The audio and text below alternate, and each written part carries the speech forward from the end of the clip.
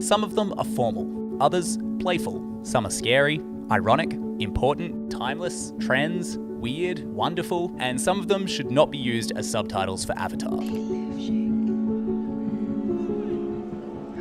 Eywa. This is the story of fonts, but it's also the story of civilization, of creativity, innovation, power, obsession, war, love, and human connection. Okay, I can hear it in my voice, and if right now you're thinking, dude, that sounds like way too much to derive from Jokerman, don't worry. Because before I made this doco, that's what I thought too. Also, just want to say a big thanks to Shopify for sponsoring this video. More on them later though. For now, let's get weird. So this video started because I asked myself a pretty simple question. I was looking at the fonts on my computer and I just thought, where do all of these fonts come from? I thought the answer would be simple. I thought it was just people designing stuff for word processors. I pulled that thread and it was long before computers, so I was thinking, yeah, maybe it starts at the printing press. But then I was like, well, how do we have all those symbols? How do we know what to put in the printing press? So then I pulled that thread, then I pulled another thread, then I pulled another thread, and you know what? Let's just say we have to go back. Like, way back. Our story starts 10,000 years ago in ancient Mesopotamia. Yep. We're starting at the start. Basically, imagine you're a guy, you got some goats, they've got some chickens, but really what you want is oil. Because you can't make a trade immediately, you need something that represents chicken, goats, wheat, oil, all of the stuff that you would be trading. And so the ancient Mesopotamians made something called clay boule, basically big clay symbols that would represent various things. They had them in about 16 categories. So imagine you've got a goat stone or a grain stone or an oil stone. Now the reason that this is important to our story is because of the mechanic that is going on here. Things are being represented by the image of things. Instead of chickens, you have a clay rock that says chickens. And this idea of representing things with symbols would go on to form the basis of cuneiform. This is an actual fish. This is a pictogram of a fish. This is that pictogram sideways, here's it abstracted, and this right here is cuneiform for fish. Graphic symbols depicting things. Cuneiform is some of the earliest forms we have of a formal written language. In terms of font properties, one thing that we can note here is that cuneiform was often read left to right, and the leading thesis is that more people were right-handed, so they wouldn't smudge the clay that they were carving in as they wrote. It's kind of cool. But what is also very cool is that cuneiform would eventually become one of the most famous ancient alphabets, the hieroglyphics of ancient Egypt. So at this point in the video, you might be thinking, cool man, but what does this all have to do with the fonts of my computer? Well, let me get there. So time ticks on, various civilizations rise and fall, and we get all of these cool little examples of alphabets popping up and various forms of writing coming across the globe. But our next stop in this history tour comes in ancient Greece. What the Phoenicians did is they took a good look at the hieroglyphics and they were like, yeah, love that, but what if we made the symbols even more abstract? And what if we atomized their value so that they can form larger words as opposed to just being symbols? These 22 letters, these symbols carved into stone, are called Greek lapidary letters. It's an amazing innovation because you could write so many things, and these stone carvings right here are among the first formal use of Western letter forms. Now, there were a couple of problems with this early alphabet from the Greeks. They only had uppercase, and while it was written in rows, the way that you would read it would change. Sometimes you'd read left to right, other times right to left. This is a format known as boustrephedon, or as the Greeks called it, as the ox plows. 1 second this way, 1 second that way. You just wait till they hear about palindromes. Do 9 men interpret, 9 men I nod. Holy shit. But yeah, basically there's a couple of kinks to be ironed out. Enter the Romans. Yeah. Welcome to Rome. Ancient Rome took those Greek lapidary letters and they turned them into their own alphabet. The Roman alphabet, the Latin alphabet, the one that we still kind of use today. Now at this point in the story, I've mostly been talking about alphabets, but the Romans also did something in terms of font. When they had their characters written out, they gave them little hats and little feet. These hats and feet are what we call serifs.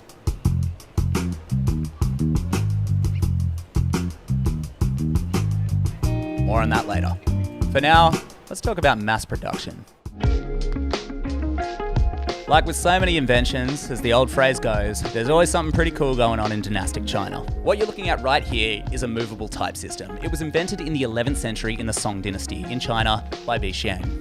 It was a typing machine that was made from ceramics that allowed the user to reprint words onto clay. It saved them time and meant that you can mass produce messaging. Over the next 4 centuries, there were certain innovations made to this, mostly using materials. The earliest metal ones that we've seen are from Korea in 1230, but the machine that really got things going, as you guessed it, was the printing press. The year is 1440, and a goldsmith named Johannes Gutenberg invents this contraption right here. This printing press was a machine that could mass produce lettering. The way it worked was you'd have these letters that you'd put into a machine, and it would almost act like a stamp on the paper, and then that paper could go off and form books. But books were around before 1440, I hear you say. Yeah, that is true. But those books just weren't printed. They were actually written by hand. Imagine writing a Bible by hand. In fact, this is a task that was done by monks. And when they did write those Bibles by hand, they would use a calligraphy style, which we now know as blackletter. And because that was Gutenberg's reference for books, his printing press's first ever font was a blackletter font. A grandchild of this might be like the Old English font, you know, the one that people get like their birth years tattooed on them with. That. In any case, what you are looking at right here is the first ever printed book, the Gutenberg Bible, with the first ever printed Roman typeface. Blackletter.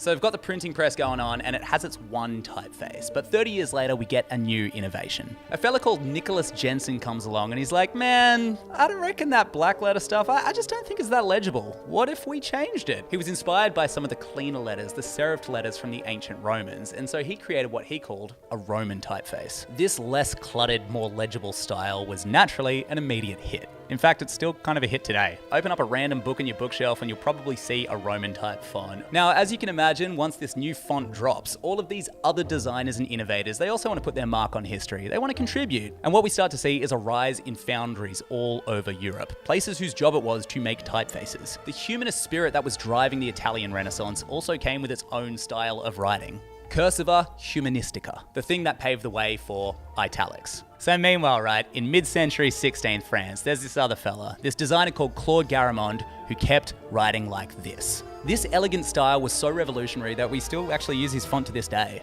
Garamond. Great work, Claude. So over the next few centuries, we see designers like Fleischmann, Baskerville, Bodoni, but all of these designers had one thing in common. While their fonts were amazing and brilliant, they were still riffing on a familiar theme. Serifs. It's a variation on the same font that the Romans were using almost 2 millennia prior. But what about something simpler? Sans without serif, serif. They didn't have serifs, also known as grotesque. Now, sans serif was actually used, but it didn't enter the printing game until 1816. And this is partially just because people didn't see it as formal enough to warrant its own typeface in a printing press. Until this guy enters, William Calson IV. What up? What you're looking at here is Calson Egyptian, the first known sans serif typeface. Pretty cool. I actually really like it. So 12 years later, right? This other dude, Vincent Figgins, he makes the second ever sans serif typeface. And as you can see, they are completely different. The first obvious difference is the line weight. The Figgins font is huge, which means, oh yeah, it commands attention. So in the 1800s, we're starting to see the rise of advertisements and posters, and for these people making this type of communication, this sans serif font was a godsend. It commanded attention, it dictated page hierarchy, and of course, it was legible at a decent distance. So all of these practical uses, plus the fact that the aesthetic just said new, it made sans serif get pretty popular pretty damn quick. We all know Mucha the artist, but let's talk about Mucha the typographer. This is from an era known as Art Nouveau, which translates in French to literally new art. Stylistically, it had a lot of organic elements and lots of plants and nature, which would contrast with big, harsh lines. And all of the typefaces that came along with it naturally followed suit. The mix of ornate, gooey lines with straight, harsh lines was just perfect for the Latin alphabet. And as for the impact of Art Nouveau, it sent a message to designers all around the world. You can morph the letters more than you think, and they will still be legible. After years and years of focusing so heavily on the function of typography, we now put form in the spotlight. And naturally, some people used form as a weapon. Cue Marinetti and his futuristic criticism of English traditions, of course, written in chunky sans serif type. This designer Marinetti in this letter, he calls out basically all of the old British stuff, and he calls it the cream of snobbish earth. Typographically, that snobbery could be seen in a new font that had just hit the streets. In 1931, in Britain, there was this paper, The Times, that commissioned a guy called Stanley Morrison to create their new body copy typeface. And he was like, well, I guess I'll base it on maybe like those old Roman letters, that clarity, and it's for the Times. You know what? I'm going to call it Times New Roman. Oh yeah, little did he know that he was going to create one of the most popular fonts of all time. Bonkers. Now back to Marinetti in that letter, right? So this all comes at the dawn of the First World War, which, as you can imagine, plays a major role in our story. So during the war, you've got all these futurists and artists and creative people who all need a safe haven, and quite a lot of them end up fleeing to Zurich. Now in Zurich, you've got all these diverse backgrounds, various influences, you've got all these bright people, but you've also got this backdrop of chaos. The world around them is falling to pieces. So naturally, this breeds a new movement. Dadaism. This is a Dadaist typographic poster by Ilya Zdanovich. Notice the combination of serifs, sans serifs, and dingbats. What are dingbats, you ask? So, do you remember the whole printing press thing? Basically, when they would make pages, they might put these like ornate symbols and stuff at the top and the bottom, and they were their own stamps. Dingbats. So if that's the great-grandfather, the great-grandchild is wingdings, but we'll get there later. For now, for the Dadaists, they're symbols. Why symbols? There's a pretty good Marcel Duchamp quote that kind of sums it up. The only thing worse than a serif typeface is a sans serif typeface. This was the attitude, and it led to quite a lot of people doing things like using punctuation instead of letters, as well as other people just generally criticizing the limitations of the Roman alphabet. Now, meanwhile, a couple of borders east, right? We got some pretty cool stuff going on. We have the Russian typographic revolution. Artists like Varvara Stepanova ushered in constructivist designs. This meant big, harsh geometry, quite a lot of symmetry, and harsh, blocky fonts that would conform to both it as well as the page. Complementing Stepanova was Alexander Rodchenko. His ability to blend graphics and shapes and text, it was just honestly flawless. While I know the roots of modern graphic design are debatable, I always feel like Rodchenko and Stepanova should get just a little bit more credit. Just a little bit more, you know? So, with all of these different aesthetics going on, was there a golden standard? Was there a unified way where everybody agreed that this was the way that we should write a letter? Well, those were the questions that were asked by pioneers of the Bauhaus movement. They sought to create a uniform, perfect aesthetic, which of course came with a uniform, perfect typeface. Cue this guy, Herbert Bayer. In 1925, he set out to create the universal typeface, a geometric alphabet based only on bars and circles. So this Herbert guy, he's got this idea, which was basically as we progress into a society that uses more and more technology, we would need a universally accepted way to communicate letters in the most efficient manner. The great-grandchild of Bayer's dream font can still be found today on computers everywhere, and it's simply called Bauhaus. What I love about this movement is that within it is a genuine hope for utopia, but sadly utopia didn't happen. World War II did. After the Second World War, thanks to constructivism and Bauhaus, we start to get a rise of a new style, this sort of Swiss modernism. The key feature of modernism is that it is without ornament. No frills. You can see it best in a font like Helvetica. Now, because this Swiss style was just embracing modernism, what it meant is that there were no ties to the old world, which also meant that there were no ties to that huge tragedy that just happened. The Second World War, but it was actually quite well understood across the globe. Because of this, the Swiss style is also sometimes known as the international typographic style. For a minute, there was this glimmer of hope that this international Swiss style would unite people into that utopia that Bauhaus had dreamed of, but ironically, one of the biggest adopters of the international style was the American corporation. TV shows, record companies, and advertisers all embraced it wholeheartedly, and you can see it so much in the pop culture from that era. This isn't to say it was bad, it was amazing. From the 50s and the 60s, we get these cool, grotesque letters, mid-century letters, the droopy kind of hippie font that sort of looks a bit Art Nouveau, this Art Deco revival, Western slab serif, even cool sci-fi stuff. It was a cool time for graphic design, which means it's probably about the time that we bring up Paul Rand. It is quite hard to properly articulate just how influential Paul Rand is on the world of graphic design. So I'm just going to use a Steve Jobs quote. Steve Jobs called Paul Rand the greatest living graphic designer, obviously when he was alive. Rest in peace. And looking at his work, it's not hard to see why. Paul Rand's theory was that graphic design had this amazing ability to be a universal language based on simplicity and geometry. He just loved it. In fact, he loved it so much that he even changed his name. It's a sad reason why he did. He had a Jewish name, Peretz Rosenbaum, and he anglicized it to be a little bit more Madison Avenue friendly. But when he did pick this name, he thought, 4 letters, 4 letters. That'll make a great graphic symbol. He even put graphic design in his frickin' name, man.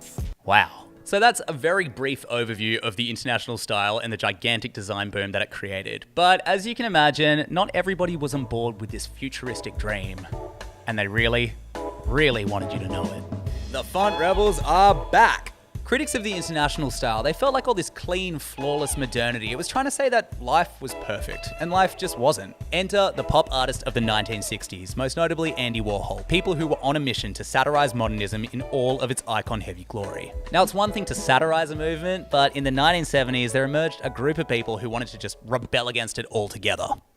Punks. Remember that guy, Marinetti, who called the old English stuff snobbish? Punks were feeling the same about modernism. They felt like it just, I don't know, lacked humanity. It lacked realness. There were no mistakes. What's up with that? So the punks rebelled. And typographically, we can see it really clearly through things like zines and album covers. These zines were full of handwriting, typographic errors, and letter set transfers that broke all the rules. And while we're on the topic, let's talk about Jamie Reed. He quite literally tore apart designs to make new ones. And in doing so, he sent a very powerful message. Mainstream culture sucks, and we're here to destroy it. God save the Queen. Alright, quick little break to talk about this shirt. So the first thing you might notice is, wow, what a silly and fun font. How whimsical. Second thing you might notice is it says, Struthless. That's my freaking channel name because that's my freaking shirt, baby. And where do I sell that shirt? Shopify.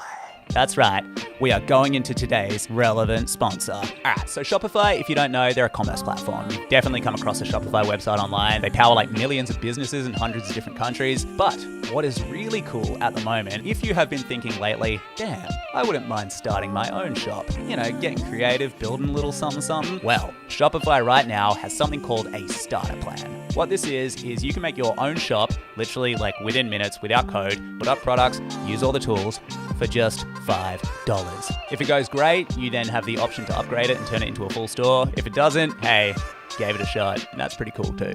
If you're keen, if you want to build a shop for $5, use this link, which I will put in the description, and enjoy.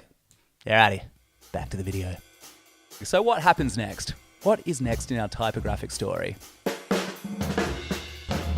Welcome to the 1980s. There was new wave, radical modernism, 8-bit, and things that were being inspired not by what technology could do, but by the constraints that they put on the designers. And of course, the rise of the graphic designer getting taken seriously as an artist. And I think the person who probably best embodied this era of graphic design and typography was Tibor Kalman. Kalman had this strong belief that design was a path to ethical justice. He was the editor of Colors magazine, which was a magazine dedicated to uniting the world and promoting social good and making actual change. He would vocally oppose working with unethical companies, and he would go as far as to call out designers who would. He was a provocateur and a bad boy, but ultimately he was also a strong moral compass in the design landscape. I think his legacy lies not as much in his work as in who he was. Sure, he was a typographer, sure, he was a designer, but because he was so outspoken with his beliefs, he made the job of graphic design not only known, but really, really cool.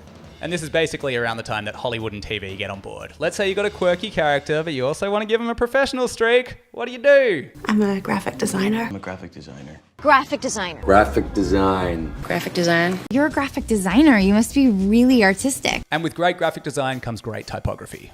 Uncle Ben. Sans. So you got all this graphic design groundswell and people are getting more curious about the profession. But the thing that made it really take off was a certain guy in a certain turtleneck. Steve frickin' Jobs, the guy who founded Apple, the guy who thought Paul Rand was so brilliant, and the guy who inspired my 2015 Halloween costume. Sexy Steve Jobs. And he was also the guy who, yes, as the legend goes, took a calligraphy class in college and then a couple of years later decided, you know what, computer should have all of those silly words on them too. He brought fonts to the Apple computer. To do this, he got a designer / art historian / all-around genius called Susan Kare. She's responsible for a bunch of fonts named after a bunch of cities like Chicago, Geneva, Monaco, Los Angeles, and she's also the designer behind the Happy Mac symbol. What a resume. Steve Jobs gets a lot of credit for this font revolution moment, but I feel like the designer should too, and Susan Kare was clearly one of the best. So as you can imagine, fonts go onto computers and basically this is like a huge typographic explosion. Imagine it's the late 80s and you're just a casual user of your computer and then all of a sudden you're like, whoa dude, I can change the writing on this Word doc? That is wild. I know it sounds normal to us, but back then it gave people a lot of agency when it came to designing stuff. It really put the power into their hands. Now, I have a bit of a confession. I have been using the words font and typeface relatively interchangeably up until this point. And that's actually not technically correct. What we know as a font, like a computer font, that's actually just called a typeface. And a font, technically, is the way that you alter that typeface. So things like line weight, italics, boldness, even size. Technically, Arial size 12 is a different font to Arial size 14. Now, the reason that these two words are confused in our modern day vocabulary is because of Steve frickin' Jobs. When he put them onto his Apple computer, he was just like, you know what, let's call them fonts. And I don't know whether for him it was a genuine mistake or whether he just liked the word fonts and was just like, screw it, they're fonts now. See ya. But in any case, Steve Jobs is why we call typefaces fonts. But before we critique his mistake, we also must remember that putting fonts on personal computers was pretty much the biggest typographic shift since the printing press. So what do people do with all this power? Stylistically, grunge was pretty much the polar opposite of the international style. This is David Carson. He was a surfer from California who sprung into the spotlight when he was made head graphic designer for Ray Gun magazine. With this alternative publication, David Carson turned graphic design on its head. Carson saw type in pretty much like the least functional way possible. He saw text as like an image or a texture or a decoration. There's this one time, this is like one of those graphic design legends that you always hear, where basically Ray Gun magazine had this interview with Brian Ferry, and Carson and the editors took one look and they're like, dude, this interview's super boring. So Carson's like, I've got an idea. How about instead of printing this in a normal font, we print the entire interview in Zapf dingbats. Basically windings, symbols. He really didn't care if you could read it or not. Legibility was not at the forefront of his priorities. So just like grunge music, Carson had his critics as well. They would say things like, you're killing the legibility of typography. It sucks, nobody likes this. But just like with grunge music, Carson doubled down. And yeah, it worked. This typography, this design aesthetic, it gets cool, and then all of a sudden corporate America wants a slice. To appeal to the youth, all they had to do was use a Carson-like aesthetic, right? How do you do, fellow kids? But Carson had a career to make, and he ended up working with a lot of these people. Here's a grunge piece that was literally made for Microsoft. How cool is that? And speaking of Microsoft, I think it's about time that we talk about it. The elephant in the room? Are you ready? The thing that happened in 1994? Some of you might feel a temptation to skip this section. Some of you might feel a temptation to call me out or drag me or try to cancel me for saying the words that I'm about to say. But I promise you, if you can stomach them, we will all be better because of it. In 1994, Microsoft came out with one of the most iconic fonts of all time, Comic Sans. No. He has terrible taste in fonts. Now, a lot of us today, we see Comic Sans as a meme. It's sort of the font that it's fun to hate, or the font that, you might use if you're trying to convey irony. But in researching this, I found out that the impact of Comic Sans is like way bigger than I thought. So this dude here, his name is Vincent Conner. He made fonts like Trebuchet, Wildstyle, Magpie, Webdings. Actually, one of his dingbats from that font would eventually become this emoji. Side note, this is the greatest emoji of all time, and yes, this is a hill I will die on. And he also made, this is super random, but the Ministry of Sound logo. And yes, Vincent Conner also made Comic Sans. The story of how it came to be was basically it was a solution to a problem that I guess a designer would probably notice before many other people. There was this dog called Rover, who when you would start up a Microsoft computer, the dog's job was to guide you through how to use the computer, bucko. And basically the dog had these speech bubbles, but Vincent Conner was like,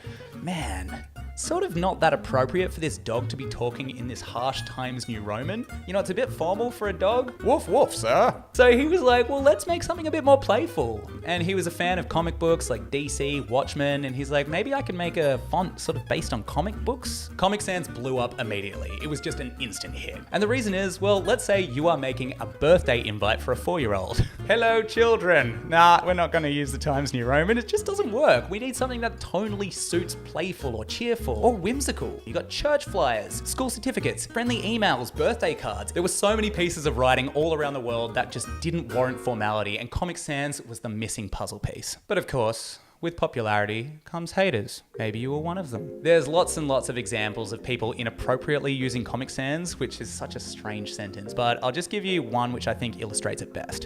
In 2012, there was this Dutch World War II memorial that was set up, right? And you know what font they chose? Comic Sans. Now, eventually they would scrap it, and the people who made it said it was for legibility, but I think we all know why. But even in that act is such a strange graphic design question. How is the way that you write a letter somehow inappropriate? That's weird, right? Now, Comic Sans on the more positive end of the spectrum actually has a couple of really cool features that make it quite practical. For example, it doesn't really use mirrored glyphs. So a glyph might be like a B, which when mirrored might look like a lowercase d. Comic Sans didn't do that. They had 2 individual letters. And because of this, Comic Sans is really good for people with dyslexia. And also, Comic Sans really opened the floodgates for all of the fun 90s text moments. Comic Sans walked so that word art could fly, so that all of the crazy fun 90s stuff could soar. Thanks, Comic Sans. Now, of course, this is probably the time to mention that it is not the only controversial font. Let's have a little moment for the rest of them. Papyrus by Chris Costello. Trajan by Carol Twombly, aka the movie poster font. Jokerman by Andrew K. Smith. And Curls MT by Carl Crossgrove and Steve Madison. Just taking a moment. Just a little moment for them. Now, to sum up this section on Comic Sans, I think I'm just going to go ahead and quote Vincent Conner himself. If you love Comic Sans, you don't know much about typography, but if you hate Comic Sans, you really don't know much about typography either. Amen. The 2000s. Where to now in our typographic journey? You know, we got fonts on computers. Comic Sans starting to get a couple of haters. We got the Y2K aesthetic. There's a bit going on. Mostly the thing that defines this era is technology. Digital design was getting easier. You had companies like Adobe pumping money into these products that were just facilitating more complex designs. And from that, we got more complex typography. The 2000s saw a lot of 3D lettering, skeuomorphism, and maximalism. On top of this, there were far more articulated trend cycles. If one tech company had a cool 3D logo, then all of a sudden all the tech companies had a cool 3D logo. Or if a rapper was like, you know what, I'm gonna make all my slab serif font have this gold stroke and be encrusted with diamonds, yeah, a bunch of other rappers followed suit. So if that's the 2000s, we all know what happens next, right? Right? Woo, we're back here now. Neat. So the internet starts to hit critical mass and maturity. So between that, all these font sharing websites, indie foundries popping up, memes, and of course Photoshop piracy, typography starts to have a big moment. One interesting font to mention here is one that had a revival. It was created in the 1960s by Jeffrey Lee, but it found a new home online. Impact. Or I should say it's the typeface Impact, and the font was white, stylized with that black stroke. Impact font. It was the font for memes. That's huge. That's like getting your dream job as a font. The other very important macroeconomic force to mention is hipsters, yeah? Hipsters brought two main movements into the spotlight. The first was the revival of the sign writing aesthetic. Multiple clashing fonts designed to look good and complement each other in one big sign. The fonts that defined this era weren't the ones that came standard with your computer. They were the ones that you downloaded from the internet. It was fonts like Babus New by Ryuichi Tsukunawa, or Lobster by Pablo Impallari, every burger shop font ever, and the smooth and chunky glorious Cubano by Charles Vanderwater. So if that's the first movement, what was the second? Sleek minimalism. That international style is back. Let's go, Switzerland. Woo! Like I said before, no font epitomized this movement better than Helvetica. Helvetica was created in 1957 by the Haas-Type Foundry as part of that international typographic style. And true to its name, it is very much international. We've since seen Helvetica in multiple different alphabets. While I know that this video is mostly about the Roman alphabet, Helvetica is one of those ones that transcends. But the real question is, why did this font from the 50s suddenly get a breath of new life in the 2010s? The answer is once again, Steve frickin' Jobs. Yup, Helvetica was the main choice of the Apple iOS pretty much up until 2015, which of course gave it a huge cult following, a documentary, and visibility in so many other corporate identities. Helvetica was used as a corporate wordmark for the following companies. But of this international age, the most important thing was just how accessible typeface creation became. Technology just got real good and anybody could make a font, in the same way anyone can now just make a YouTube video. It's really, really cool. Yup. Cambrian explosion of fonts. There are indie designers making fonts upon fonts upon fonts, and it is amazing. And honestly, it's kind of beautiful because I feel like that is the whole aim of typography. It's sharing, it's communicating, and it's collaborating. And it's also probably, I think, how we should sum this all up. From clay carvings in cuneiform to Comic Sans and Cubano, I feel like the aim of typography has always sat alongside with the aim of the idealist. Symbols were originally made to facilitate trade and a better life, and they ushered in civilization. Fonts are one of those things that, honestly, before starting this, I sort of overlooked as just a nice quirky feature of design, and I've realized now that's because they're meant to be overlooked. When they're at their best, they are facilitating information. Half the time, fonts are working without anybody even knowing that they're working. So I guess the right place to end this is by answering that original question that I asked. Where do all these fonts come from? They come from dynastic China, the Phoenicians, the Renaissance. They come from Switzerland. They come from you and me. They come from people on the internet uploading fonts that they think are cool. And what do all these people have in common? They all contributed to a multiple millennia long ongoing mission. The mission to connect. They all knew that words could only ever say so much, and so they morphed the glyphs to say even more. These people were so eager to convey meaning with words, they looked beyond the words themselves. And yeah, the written word, the actual content, it really does show our desire to communicate. But fonts show just how deep that desire goes. So I guess what I am trying to say is this. The next time you feel like humanity's doomed, we're all isolated, and everything is going downhill, just, I don't know, man. Stare a little longer at something that you've overlooked. Because that desire to connect, and the depth of that desire, you can see it in everything. Fonts and all.